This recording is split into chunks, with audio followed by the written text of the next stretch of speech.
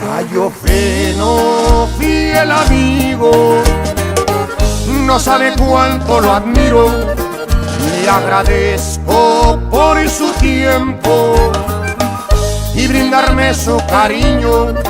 Muchas gracias, viejo, por estar conmigo, quitarme piedras del camino y a quererme más que a usted mismo.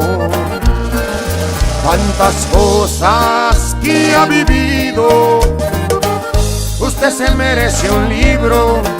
Hoy le canto y se lo afirmo, un orgullo ser su hijo. Gracias a sus consejos soy de bien, porque usted me enseñó siempre serle, a no dejarme de ningún cabrón, como usted ningún otro, mi viejo. Mi jefe, la mera cuerdona, lo digo porque es mi héroe buena gente.